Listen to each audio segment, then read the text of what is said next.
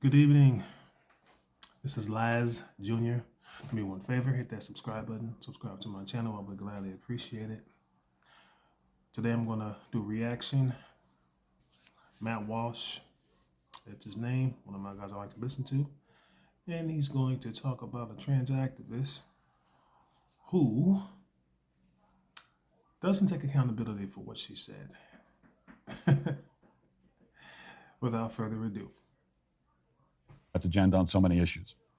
But credit where it's due, she shined in this moment. This was a great moment. This was her greatest moment against one of the most vile and disgusting trans activists in the country.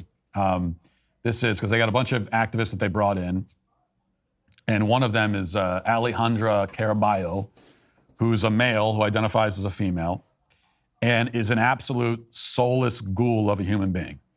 Just an awful, awful person. Now, of course, that describes all trans activists. I mean, all trans activists are reprehensible goblins. They are. I mean, these are the most vicious, reprehensible people in the political sphere, period. Every single one without exception. But this one in particular. So let's watch as this kind of a long clip, and we'll kind of follow along. And we start by Nancy Mace baiting the trap. So here we go.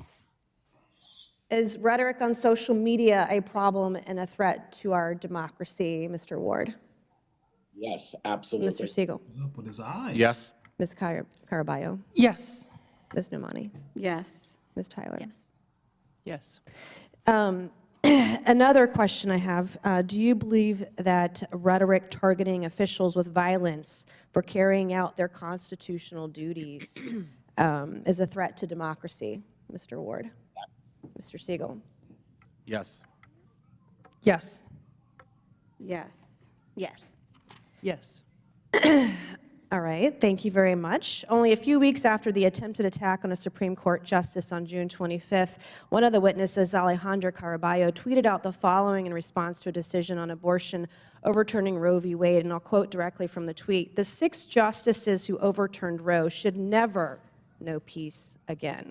It is our civic duty to accost them every time they're in public. They are pariahs." Wow. Sounds like a threat. They should never know peace. Wow, man. This lady. Ooh. Let's get back into it. Since women don't have their rights, these justices should never have a peaceful moment in public again. I know something about being accosted. The night of January 5th, I was physically accosted on the streets of DC in Navy Yard by a constituent of mine. I fervently blamed rhetoric on social media, rhetoric at public events, for being physically accosted. I carry a gun everywhere I go when I am in my district and I'm at home, because I know personally that rhetoric has consequences. I've had my car keyed. I've had my house spray painted. I had someone trespass in my house as recently as August. I've been doxxed on social media about where I live. And I've had to add to security everywhere I go. Often, because I can't afford it, I have to carry my own firearm wherever I go. And Alejandra Caraballo also recently tweeted on November 19th, not even a month ago, that the Supreme Court, vested with the judicial power of the United States by our Constitution, stated they are not a legitimate court issuing decisions. And also the Supreme Court is an organ of the far right. So my last question today of Ms. Caraballo: do you stand by these comments, this kind of rhetoric on social media? And do you believe it's a threat to democracy? Thank you, Representative, for the opportunity to clarify and provide context to my tweets. I have a question, is it yes or no? Do you believe your rhetoric is a threat to democracy when you're calling to accost a branch of government, the Supreme Court? I don't believe that's a correct characterization. What you Yeah, now she's stuttering. You said it. It's right in front of your face. Literally in front of your face. What you said. They have the tweet. They even have your picture in the upper left-hand corner. It doesn't get no more clear than that.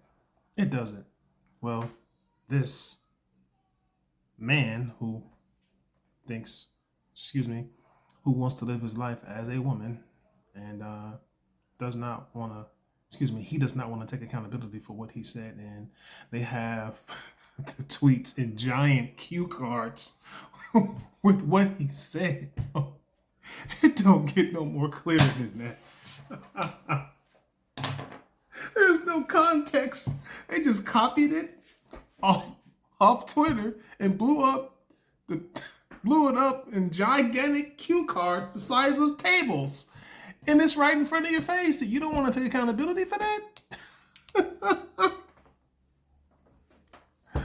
Oh my goodness. I'm going to go to 812. Oh wow. Funny. Unbelievable. My goodness.